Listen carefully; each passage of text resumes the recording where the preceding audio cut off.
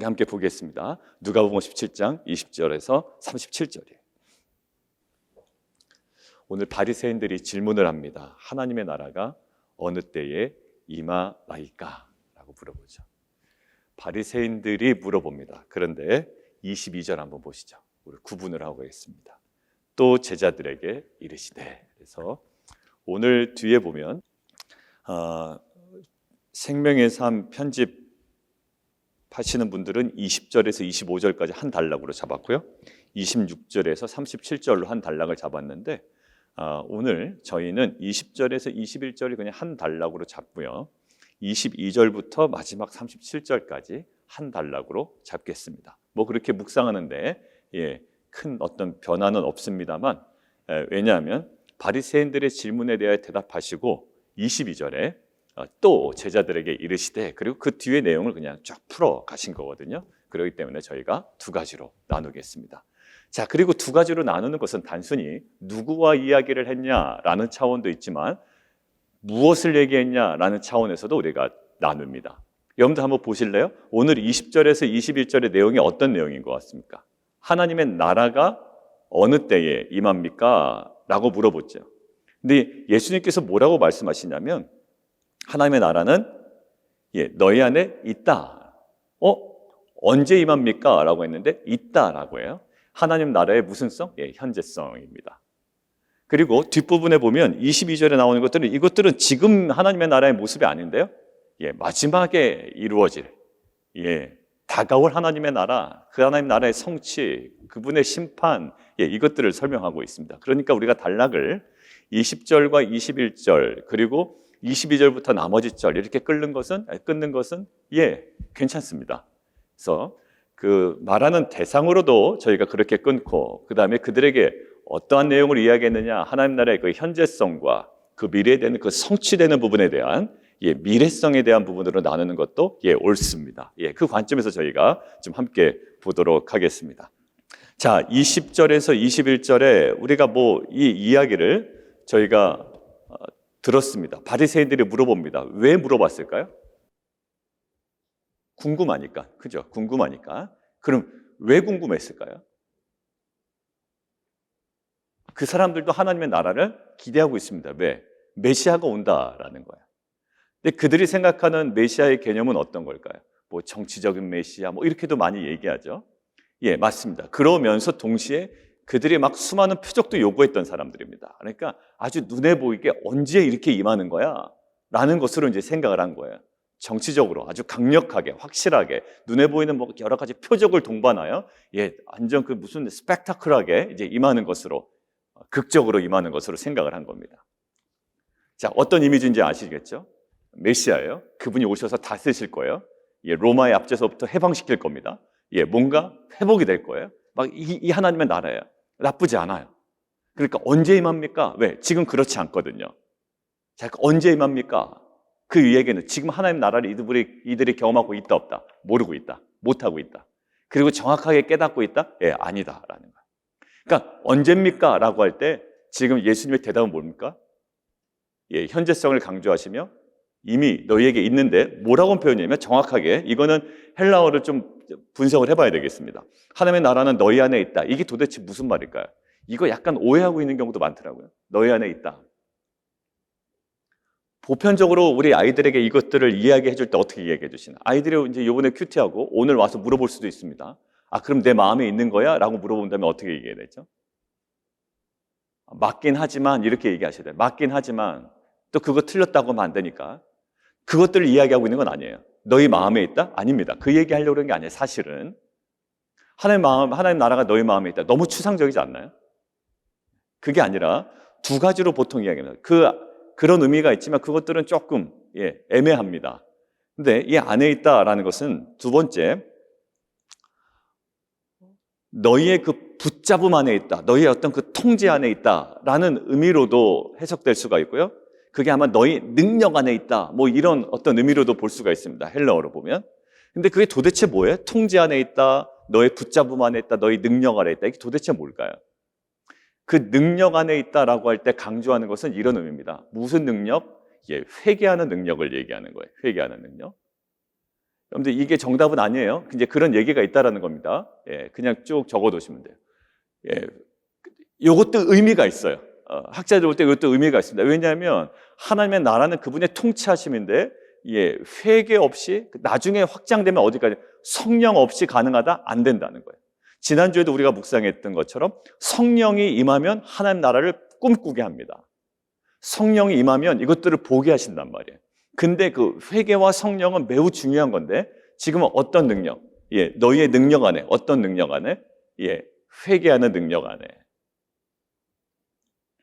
자, 그리고 오늘 우리가 이제 좀 주목해서 봐야 될 건 뭐냐면, 너희 안에 있다라고 할 때 그 의미가 이런 거예요. 너희 면전에, 즉 너희 앞에 있다라는 거예요. 너희 앞에. 너희의 앞에 있다. 그게 무슨 말일까요? 그럼 너희 앞에 있다라는 게. 단순히 현재성? 단순히 현재성만 이야기하면 그냥 있는 거야. 그냥 있다고 믿어야지. 이거 얘기하시려고 그런 게 아닙니다. 하나님 나라의 현재성은 지금 이미 있는 거야. 그냥 믿어. 이거 말씀하시려고 그런 게 아니에요. 지금 무엇을 과연 얘기하셨을까요?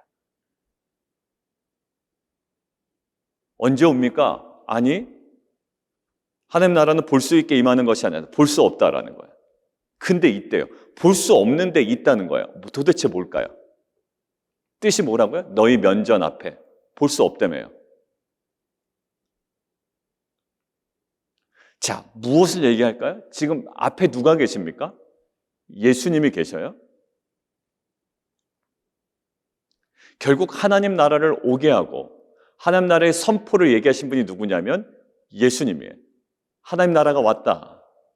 회개하라. 천국이 지금 이미 임했다. 그리고 계속 오고 있다라고 얘기하세요. 그리고 그 나라를 실현하고 계시는 분이 누구냐면 예수님이에요. 어떻게 실현하고 계신가요? 병든 자에게 병 고침을 하시고 나서, 귀신 들린 자에게 귀신을 쫓아내고 나서 선포하신 것이 있어요. 그럴 때 뭐가 임했다? 그들에게 하나님의 나라가 임했다라는 거예요. 그러니까 하나님의 나라가 어떻게 임하는지를 정확하게 보여주십니다. 그리고 계속 선포하시죠. 하나님의 그 완벽한 통치하심을 계속 얘기하시면서 뭐라고 얘기할까요? 이 말씀에, 예수 그리스도의 그 선포에 반응하는 자들, 그리고 그분의 그 다스리심과 그의 가르치심에 반응하며 그 앞에 순종하며 또 그 앞에 굴복하며 나아가는 자들, 그것이 뭘까요? 그들에게 무엇이 임했다? 하나님의 나라가 임했다라고 이야기하시죠. 그러니까 지금 하나님의 나라라고 이야기할 때 아까 바리새인들이 아까 초반에 그렸던 제가 그림 있죠. 그들이 왜 물어봤을까요? 무엇을 상상했을까요? 하는 그림과는 전혀 다른 거예요. 뭔가 천지개벽하며 정말 기가 막힌 표정으로 정치적으로 기세등등하게 뭔가 임하는 하나님의 나라, 도대체 언제 임합니까? 왜? 지금 그런 상황이 아니거든요. 근데 예수님께서는 하나님 나라 그렇게 임하는 것이 아니다라고 얘기하는 거예요. 어디? 너희 면전 앞에 지금 이루어지고 있다. 예수 그리스도가 그의 앞에 있고요. 결국 무엇을 얘기할까요? 예수 그리스도의 메시지와 그 사역, 예수 그리스도의 그 메시지와 사역 가운데 무엇이 임하고 있습니까? 계속 하나님의 나라가 임하고 있습니다. 병든 자가 회복되고 귀신 들린 자가 쫓김을 받고 죄에 눌린 자가 사함을 받고 이 모든 것들을 통해서 하나님의 나라가 계속 임하고 있다고요. 그리고 말씀에 반응하는 것들을 통해서 그의 나라가 임하고 있어요. 누구에게? 그의 인생 가운데. 여러분들 그분의 말씀 앞에 순종하지 않으면 하나님 나라 경험할 수가 없습니다. 여러분들 우리가 오늘 하루 살아가지만 말씀을 묵상하고 우리가 말씀을 깨닫고 살아가지만 오늘 우리가 그분의 메시지 앞에 우리가 순종으로 나아가지 않는다면 우리는 하나님의 나라를 경험할 수가 없어요. 왜? 하나님의 나라는 그분의 다스림 속에서만 경험되는 거예요. 근데 우리가 다스림을 거부한다. 이것은 하나님 나라를 경험하지 못하는 거죠. 그래서 바리새인들에게 말하는 거예요. 하나님의 나라는 너희 안에 있다. 너희 앞에 있다. 결국 우리가 하나님 나라를 경험하기 위해서 예수님께서 오늘 말씀을 통해서 강조하시는 것은 뭐냐면 예수 그리스도와의 관계에서만 무엇을 경험할 수 있다? 하나님의 나라를 경험할 수가 있다라는 거예요.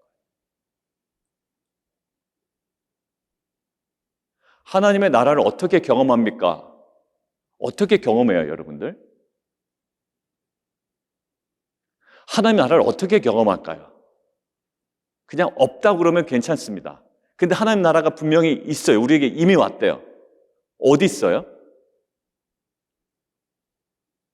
그렇게 볼 수 있는 게 아니라고 그랬잖아요. 하나님 나라가 이미 임했다는 거 우리가 고백합니다. 이미와 아직 사이의 긴장관계라고 얘기했잖아요. 어디 있어요? 하나님 나라가. 저희 고향 망원동에 있는 것도 아니고 어디 있나요? 내가 예수 그리스도의 메시지와 사역 앞에 반응하고 깊이 관계를 맺고 그분의 다스림 속에 있을 때만 경험되는 것이보다 그게 하나님의 나라예요. 왜? 그분의 통치하심을 경험하는 거예요. 나는 그분의 통치하심을 경험합니다. 그것은 뭘까요? 말씀에 대한 반응이고 순종함으로 세워나가는 거예요. 그러니까 그 출발이 뭐였겠습니까? 그러니까 회개하라가 나온 거예요. 그러니까 그래서 아까 얘기했던 것, 그의 능력 안에 하나님 나라가 임했다는 것은 회개하는 능력을 얘기했던 게 그 학자들이 그래서 얘기한 겁니다. 하나님 나라가 임했다라고 할 때 예수님께서 다른 얘기 안 하셨어요. 좀 봐라 이 얘기 아니라 뭘까요? 제일 먼저 하신 게 회개하라였어요. 회개하라. 왜? 이게 무너지지 않으면 하나님의 통치하심을 경험할 수가 없거든요. 여러분도 신앙생활을 오래 하신 분이 하나님 나라를 오히려 경험하지 못할 때가 있습니다. 왜? 자기 고집이 있고 자기 신앙이 있어요. 그 태도를 갖고 있으면 하나님의 정말 완벽한 통치하심, 이것 가운데 더 깊이 못 들어가는 거예요. 그런 분들 많이 봤죠. 사실 오랫동안 신앙을 하면서 자기 테두리가 더 견고하게 세워진 거예요. 저 신학적인 얘기는 저 언제 저 끝까지 하지? 제가 예전에 공동체에서 청년인데도요, 어떤 신학자 하나 꽂혀가지고 오히려 그거보다 그 신학자 얘기만 하는 거예요. 그러니까 그게 오히려 좋아 보이지가 않더라고요. 하나님의 나라는요, 자기의 모든 것들이 무너지는 거예요. 회개. 그리고 하나님의 그 다스림과 통치하심 속에 그 메시지와 그 사역에 반응해 나가는 거거든요. 그러니까 인격적인 반응 없고 지적인 어떤 반응으로만 계속 나가. 이 사람은 이렇고 이 학자는 이렇고. 근데 거기 안에 갇혀 있으니까요, 인격적인 게 없어요. 풍성함이 없어요. 여러분들 오늘 보십시오. 이 바리새인들은요, 너무 많은 지식들을 갖고 있었던 거예요. 근데 이미 임한 하나님 나라를 경험하지 못해. 왜? 정확하게 이 메시아, 이 예수 그리스도의 말씀에 반응하지 못하니까. 여러분들 우리가 왜 큐티하고 이러면서 제가 어떻게 보면 잔소리처럼 몇 주간 동안 계속 이야기하죠. 묵상 그냥 허투루 하는 게 아니라고요. 사실 우리가 그냥 뭐 나눌 거리 찾으려고 그냥 급하게 해가지고 막 나누는 게 아니잖아요. 이것들은요, 하나님의 나라가 임하는 놀라운 사건이에요. 말씀이 임하는 건. 이 가운데 그 다스림 속에 우리가 거한다면 하나님 나라를 경험합니다. 하나님 나라를 왜 나에겐 안 주십니까? 라고 하지만 사실 우리의 반응의 문제였던 거예요. 왜냐하면 누구는 작지만 아주 구체적으로 굉장히 자세하게 옵니다. 왜 그럴까요? 그 작지만 하나님 나라는 그 겨자씨처럼 오는 거예요. 누구에게는. 근데 그것들은 분명한 하나님 나라예요. 왜? 겨자씨에서 하나님 나라가 아닌 게 아니라 겨자씨이기 때문에 하나님 나라인 거예요. 그분에게는. 제가 보니까. 왜요? 작지만 반응을 하기 시작합니다. 거기에 완전히 심겨졌습니다. 땅속에 들어가. 근데 어떻게 완전 썩어나는 거예요. 씨앗이 거기서 죽어나더라고요. 근데 죽으면 거기서 어떻게 생명이 열리고 자라서 나무가 되면 온갖 새들이 와서 깃대는 거예요. 근데 뭘까요? 회개도 없고 성령의 인도하심도 없어요. 그냥 지적인 반응이에요. 무엇을 좀 찾아낼까? 여러분들 왜냐하면 우리 다 해봤잖아요. 그렇게. 여러분 거기는 생명이 없습니다. 여러분들 그냥 큐티 한다라는 것 자체에 생명이 있는 게 아니에요. 거기에 스파크가 일어나요. 인격적인 스파크가. 그 안에는 인격적인 반응이 온전한 순종이 나가는 거예요. 하나님 계속 경고하셨어요. 우리 가운데. 근데 안 해. 여러분들 거기 무슨 하나님 나라가 임하시겠어요. 3년 동안 기다렸다라고 경고하셨는데 꿈쩍도 안 해 반응이. 그렇지. 그래 그런 경고하시겠지. 여러분들 거기에 무슨 하나님의 나라가 임하겠어요. 말로만 그냥 하나님의 나라가 임했다고 하지 경험이 안 돼. 기쁨도 없어. 감사도 없어. 왜? 내가 순종해서 얻어지는 능력이 없는데. 청함을 받은 자가 잔치에 안 갔는데 거기 무슨 잔치에 어떤 맛이 있었는지 어떤 기분이 있겠어요. 여러분들 우리 안에 정말 하나님께서 계속 말씀으로 다가오시는 거예요. 그냥 어떤 느낌도 아니에요. 한번 받은 어떤 느낌, 내가 어떤 그 깨달음, 사실 여기에 우리가 계속 멈춰 있지만 사실 어떤 땅속에서 계속 들어가야 되는 거예요. 이 하나님의 나라는 작은 것을 가지고 땅속으로 들어가 거기서 죽어나는 거예요. 여러분들 유튜브를 봐도 하다 보면 감동됩니다. 근데 그 감동 쉽게 사라져요, 사실. 그렇다고 그 감동을 느끼려고 그 유튜브만 계속 보고 있어야 될까요? 안 된다고요. 하나님께서 말씀하시는 거예요. 이 안에 다 있는데, 그리고 내가 너에게 정확하게 이야기하는데, 지금 하나님 나라는 너 앞에 있는데 어디 엄한 데 가서 뭐 유튜브에서 누구 막 간증 막 물론 다 도움이 됩니다. 근데 하나님께서 나에게 지금 임하시는 거 아니에요. 꼭 누구를 통해서만 감동을 받아. 그죠? 우리가. 그래서 저분은. 근데 하나님 계속 말씀하셨다고요. 아주 생생하게 살아있게. 그러니까 바리새인들이 얘기하면 어딥니까? 라고 하는데 네 앞에 있다. 네 앞에. 네 예수님과의 관계를 맺고 그 말씀 앞에 순종하고 그것이 바로 하나님의 나라예요. 우리 자녀들에게 하나님의 나라가 뭡니까? 결국 순종하면 보이고 경험되는 것이 하나님의 나라다. 왜? 그분의 통치하심은 말씀으로 우리에게 다가오시기 때문에 그래요. 여러분들, 하나님의 나라는 저게 뭔가 좋은 일이 벌어지고 저게 하나님의 나라다, 무슨 교회가 하나님의 나라다, 아닙니다. 그분의 통치하심이 있는 것 어느 것이지 하나님의 나라예요. 아무리 교회라고 그래도 교회에 질서가 없고 어떤 리더 혼자의 마음으로 하고 분열이 있고 깨짐이 있는데 그 무슨 교회가 하나님의 나라겠어요. 하나님의 마음에 있는 사역은 하나도 하지도 않고 하나님께서 원하시는 어떤 그 비전대로 나아가지도 않으면 그게 무슨 하나님의 나라겠냐고요. 그분의 다스림이 없는 직장과 또 가정과 또 사업과 여러 가지, 그게 무슨 하나님의 나라겠냐고요. 온전한 다스리심, 통치하심 가운데 하나님 나라가 임하기 위해서 뭐가 할까요? 우리의 반응과 깊은 관계와 순종이에요. 바리새인들이 그게 안 됐던 거거든요. 사실 많은 것들을 누리고 있었지만, 사랑하는 성도도 오늘 이야기하십니다. 결국 하나님의 나라는 예수를 통해, 예수와의 관계를 통해서 이루어지고 확장되는 것이라는 거예요. 거기에 우리가 온전히 깊이 들어가기를 원합니다. 그러기 위해서는 말씀, 기도, 이것들을 제가 계속 강조하는 이유는요, 올해는 이거 빼놓고서는 안 되는 거예요. 이 자리가 먼저 우선순위로 회복되지 않으면 이게 정말 언감생신이에요. 안 되는 거예요. 그러니까 제가 이것들을 계속 얘기하고 잔소리처럼 안 하는 사람들은 막 찔려가면서 목사님 저 소리 듣기 싫다라고 할 정도로 계속 강조하는 거 무슨 뭐냐면 그 자리가 진지하게 회복되지 않으면 사실 안 되는 거예요. 그냥 쓱딱 15분 읽었다고 이거 우리에 회복되겠냐고요. 그냥 오늘은 좀 빨리 했다. 오늘은 못했다. 이 정도가 아니라 하나님과의 관계에 더 들어가기를 원하는 거예요. 왜 그것들을 강조하냐면 그것들을 통하여 그 관계 속으로 더 들어가는 거예요. 왜? 그 관계 속에서 나의 그 중심에서의 회개와 그 순종과 이것들이 회복되지 않으면 하나님의 나라는 우리 가운데 정말 풍성하게 생생하게 경험될 수가 없죠. 여러분들, 그냥 우리는 알고 있습니다. 이미 하나님 나라가 임했답니다. 그리고 언젠간 올 겁니다. 여러분들, 이것을 아는 게 무엇이 그렇게 중요하겠어요? 오늘 내가 하나님 나라를 경험해야지. 그 하나님 나라를 확장시켜야지. 그게 어떻게? 관용을 통해. 제가 앞에 좀 약간 잔소리처럼 얘기했지만 무엇을 통해? 하나님 나라가 임했다는 건 무엇이 드러납니까? 나의 관용을 통해 드러나는 거예요. 왜? 하나님의 마음이 거기에 있거든. 그 사람들 도우라, 섬기라, 기도로 품으라, 찾아가라, 아니면은 자녀들을 위한 기도서부터 이 모든 것들을 하나님의 나라예요. 기도하면서 뭐냐? 하나님의 통치하심이 이 아이 자녀들 가운데 있는 거죠. 여러분, 하나님의 나라는 추상적인 것이 아니에요. 내가 말씀 앞에 순종하며 섬기는 그곳, 하나님의 다스리심이 있는 곳, 그 뜻이 생생하게 살아있는 것, 그걸 뭘까요? 그것이 하나님의 나라인 줄 믿습니다. 오늘도 그냥 어떤 모호한 하나님의 나라가 아니라 하나님의 말씀 앞에 정말 그 온전하고 거룩한 순종을 통해 어디 있습니까? 하나님 나라가. 맞아, 너가 그 행동 때문에 하나님 나라가 임한 거야. 우리 집사님 같은 경우에는 그 직원들 향한 섬김, 그 지난주에 우리 직원 어머니가 돌아가셔서 또 거기도 찾아가셨다고 그러더라고요. 거기서 또 찾아갔지만 오히려 위로받고, 또 어제 일부 예배 때 이렇게 잠깐 나눠준 말씀이 있었는데 저에게는 굉장히 감동으로 다가왔거든요. 그러니까 어떻게 보면 그 작은 거 하나예요. 방문, 섬김, 이런 것들은 하나님의 나라, 통치하심, 그 안에 경험되는 정말 풍성함이. 그래서 거기서 경험된 것들을 잠깐 나눠주시는데 일부 예배 그 앞부분에 뭔가 이렇게 그 놀라운 감동이 막 임하는 거예요. 하나님 나라는 이렇게 확장되는구나. 사랑하는 성도 여러분들, 이 모함을 우리가 좀 깼으면 좋겠어요. 그러기 위해서는 어떻게 될까요? 그냥 내 마음대로 살아가는 것이 아니라 하나님의 뜻을 어떻게 하면 내가 알 수 있을까? 바로 그 치열함, 그리고 그 순종, 그것을 통해서 우리 안에 정말 경험되어지고 확장되어진 하나님의 나라가 우리 안에 더 풍성해진 은혜가 있기를 원합니다. 자, 두 번째는 22절부터 이제 다가올 거예요. 지금 우리 안에 경험되지 않아요.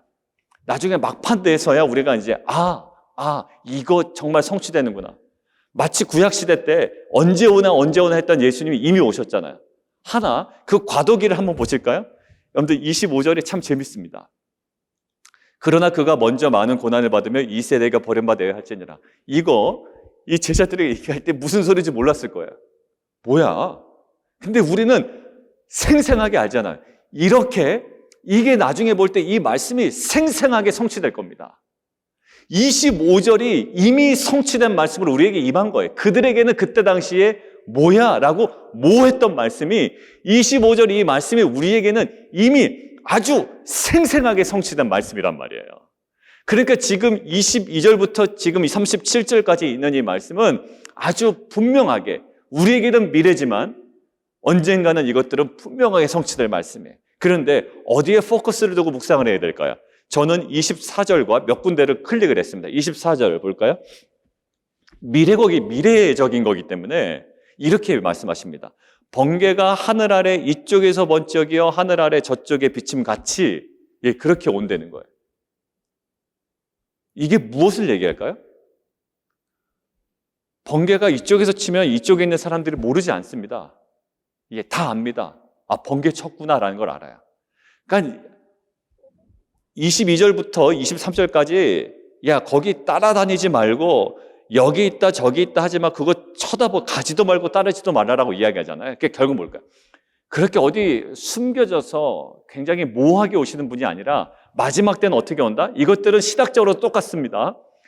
아주 분명하게 온다. 온 세상이 알도록 온다라는 거야. 오셨대? 이렇게 오는 게 아니라 온 세상이 알도록 오시는 거예요. 번개가 치면 우리가 번개 치는 거야? 아니야. 이게 아니라 딱 알잖아요. 그러니까 예수님 마지막 때 성취는 어떻게 된다? 온 세상이 알도록 아주 명확하게 온다라는 거예요. 여러분 그냥 걱정 안 하셔도 돼요. 내가 모르고 지나갔나? 그렇지 않아요. 예수님은 우리가 모르고 지나가도록 오시는 분이 아닙니까? 그러니까 지금 내가 재림 예수하는 사람들은 다 뻥이죠. 그리고 제가 조직 교리 과정 얘기할 때 일단 주민등록번호나 여권이 있으신 분은 재림 예수는 안 된다라고 말씀드렸습니다. 왜? 네가 본 그대로 오시니까 그분은 여권을 가지신 분이 아니에요. 출생을 하신 분이 되면 안 돼요. 초림 예수는 출생하신 분이지만 재림 예수는 이 땅 가운데 출생하신 분이라 하늘에서 그냥 내려오신다고. 어떻게? 온 세상에, 온 열방이 다 분명하게 알도록. 자, 그렇게 오는데 오셔서 하는 거. 자, 27절 한번 보시죠. 홍수가 나서 그들을 다 멸망시켰다.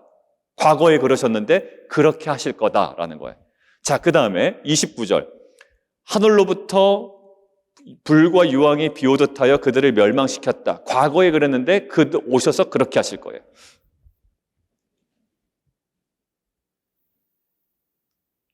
자, 두 가지죠. 아주 명확하게 오시는데 오셔서 어떤 것들? 심판하신다.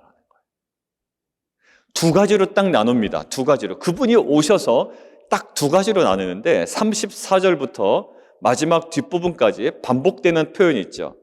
하나가 뭐냐면 데려감이라는 단어가 있고요. 그 다음에 34절에 버려둠이 있습니다. 그리고 35절에 데려감이 있고요. 그 다음에 버려둠이 있습니다. 구원과 심판이에요. 그 마지막 최종적인 구원과 심판이에요. 이거요. 25절이 그들에게는 막연한 미래였지만 우리 가운데는 완벽하게 성취된 과거였던 것처럼 이거 버려둠과 데려감 그리고 이때 모든 열방이 정말 분명하게 알도록 예수님께서는 오실 겁니다. 그리고 이것들을 행하실 거예요. 자, 그래서 그들이 이 이야기를 듣더니 제자들이 이렇게 물어봅니다. 37절. 그들이 대답하여 이르되 주여 어디 오니까? 어딥니까? 라고 물어봐요. 되게 웃기죠? 아까 바리새인들이 물어본 질문은 뭡니까? 어느 때 임합니까? 때를 물어보잖아요. 어느 때. 자기가 원하는 방식대로 안 되는 거예요. 자, 그런데 37절 그들이 대답하되 어딥니까? 또 장소를 물어봐요. 언제 이것이 임합니까? 라고 물어보는 게 장소를 물어봐요. 어디에 임합니까? 여기는 아니겠죠. 우리는 아니겠죠. 약간 이런 느낌입니다. 그런데 예수님의 대답이 뭐냐면 죽음이 있는 곳에는 독수리가 모이느니라. 그 당시에 속담인 것 같은데 이 이야기로 딱 결론을 맺으시죠. 죽음이 있는 곳에 독수리가 모이느니라. 무슨 말일까요? 이 속담이 주는 뜻이. 어딥니까? 라고 하는데 이 대답을 하신단 말이에요. 지금 아주 분명하게 올 거야. 그리고 그때 비 오듯 하여 멸망시킨 것처럼, 홍수가 나서 멸망시킨 것처럼 30절 인자가 나타난 날에도 이러하리라 라고 딱 단정을 짓잖아요. 30절에 인자가 나타난 날에 이러하리라. 그러니까 우리는 분명히 알아야 됩니다. 오시면 이런 일 벌어집니다. 구원과 심판, 버려둠과 데려감, 이거 분명히 있는 거예요. 어딥니까? 어디서? 그런데 37절 죽음 있는 곳엔 독수리가 모이느니라. 여러분들 제가 쭉 그냥 한번 불러드릴게요. 어떻게 그들이 이해하고 있었는지. 첫 번째, 새들이 사람 주검 위에 계속 맴돌죠. 시체가 있으면 맴돈단 말입니다. 새들이. 그러니까 새들이 자꾸 맴돌면 저기에 뭔가 있구나라는 걸 알잖아요. 그러니까 뭐다? 장소는 명백하다. 뭐 이런 뜻일 수도 있다고 그래요. 장소는 명백하다. 어딥니까? 아주 명백한 장소가 있다. 두 번째, 독수리들이 주검을 내버려 두지 않죠. 맴돌지만 않습니다. 내버려 두지 않아요.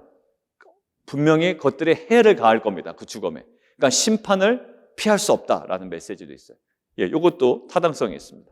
주검 있는 곳은 독수리, 심판 피할 수 없다. 세 번째, 인자가 다시 오는 것들은 어떻게? 결국 죽음을 동반한다. 이 메시지와 연관이 있죠. 인자가 온다라는 것은 죽음을 동반하는 것이다. 네 번째, 심판은 필요한 장소에서 실행된다. 그럴 만한 장소에서 실행된다. 죽음이 있는 곳에, 그러니까 죄가 있는 곳에. 뭐 이것도 맞을 겁니다. 죽음이 있는 곳에는 독수리가 모이느니라. 엉뚱한 곳에서 심판이 이루어지지 않아요. 정확하게 공의로 심판하시는 주님께서 정확한 곳에 심판을 하실 거예요. 버려둠과 그다음에 데려감, 명확한 구분이 이루어질 겁니다. 두 가지밖에 없어요. 이 사람의 교육 수준이 어떤가 그런 거 없습니다. 딱 두 가지만 있습니다. 버려둠과 데려감과 버려둠. 자, 다섯 번째, 독수리에 대한 이미지를 가지고 인자는 신속하게 임한다. 뭐 이런 이미지도 있다고 그러고요. 여섯 번째, 심판은 독수리가 이렇게 모이고 그곳에 모이고 뭔가 행하고 이 모든 것들은 사실 공중에서 일어나는 거기 때문에 명확하게 보일 겁니다. 그러니까 심판은 모든 사람에게 볼 수 있도록 실행된다라는 거예요. 이 모든 것들, 지금 얘기되고 있는 이 모든 것들이 사실 다 어느 요소들이 있죠. 그래서 이것들을 통해서 우리가 명확하게 지금 예수님께서 말씀하시는 것은 무엇이냐면 심판은 뭐다? 최종적인 성격이 있다. 이 뒤 이후에는 여지가 없어요. 뒤에 뭔가 이렇게 다시 뭔가 어떤 여지가 있는 게 아니에요. 이게 최종적이다라고 하는 거예요. 이 최종적인 성격을 이야기하고 있습니다. 데려감과 버려둠. 이 심판은 최종성이에요. 그리고 궁극적으로 계속 지속될 거라고요. 그냥 끝나고 이제 잊어버리는 게 아니라 이 심판, 구원과 심판은요, 이게 계속 지속될 거예요. 그래서 지금 오늘 현재 임한 하나님의 나라에 대해서 이야기하지만 이 미래적인 것들을 이용해서 지금 결국 그래서 뭘 얘기하시는 걸까요? 결국 알겠어요. 하나님의 심판은 최종적이다. 굉장히 빠르고 아주 명확하게 분명하게 임할 곳에 임한다. 근데 이거 가지고 우리가 어떻게 묵상해야 되죠?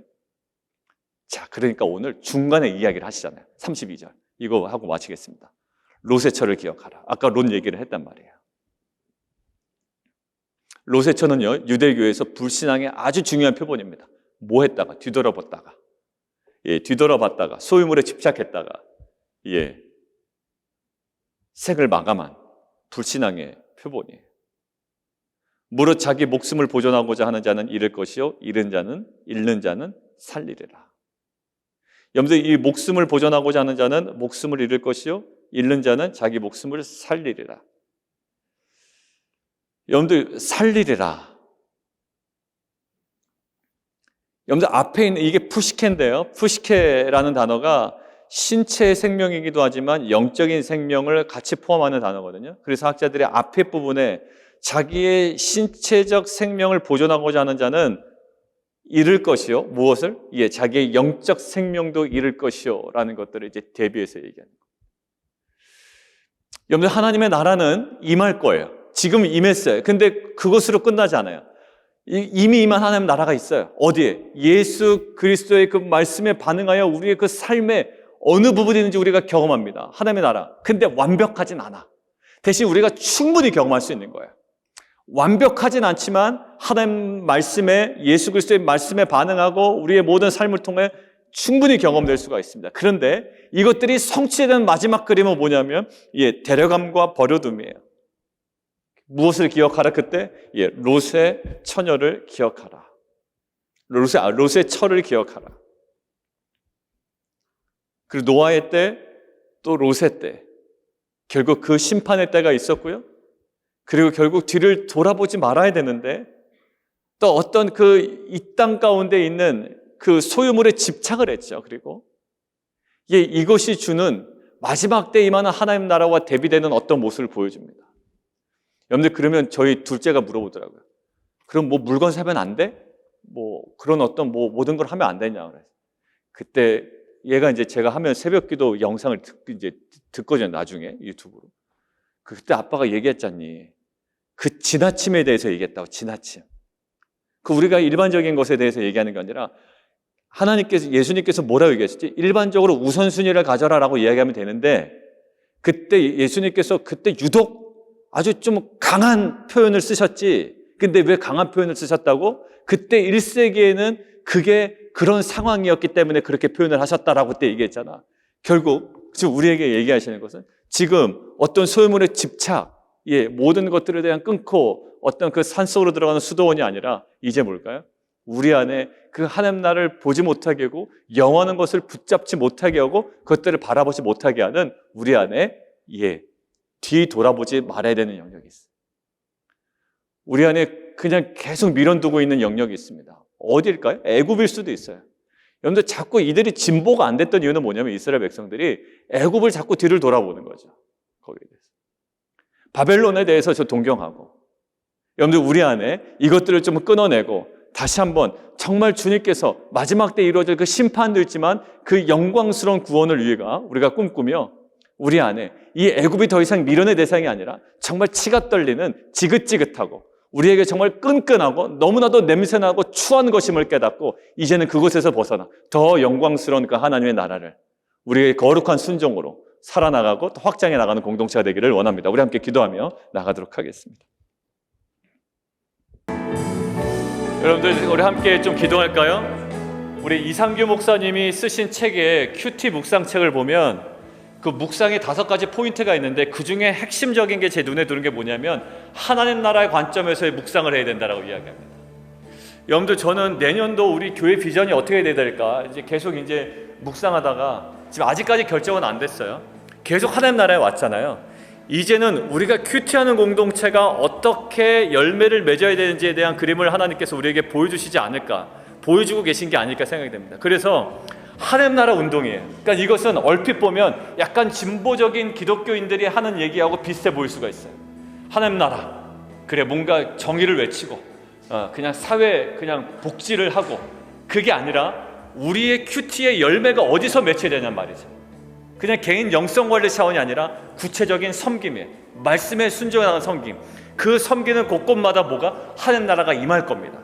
그러니까 뭐 큰 프로젝트가 아니에요. 우리 하나님 나라를 맺어가는 거예요. 그래서 우리 이 모든 것들이, 이 균형적인 공동체가 이제 말씀 묵상의 개인 영성 관리가 아니라 이 하나님 나라를 꿈꾸게 하시는 아버지의 마음, 계속 누가복음을 통해서 하나님 나라가 임했다.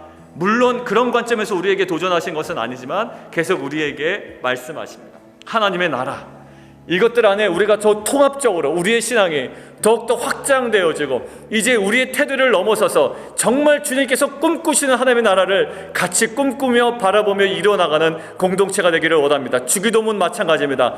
하나님의 나라가 임하옵시며 뜻이 이루어진 것 같이, 하늘에 이루어진 것 같이 어디에? 땅에서도 이루어지이다. 무엇을 통해? 우리의 섬김을 통해 그 하나님 나라를 꿈꾸며 함께 세워나가는 공동체 되게 도와주십시오. 함께 다시 한번 기도하며 나가도록 하겠습니다.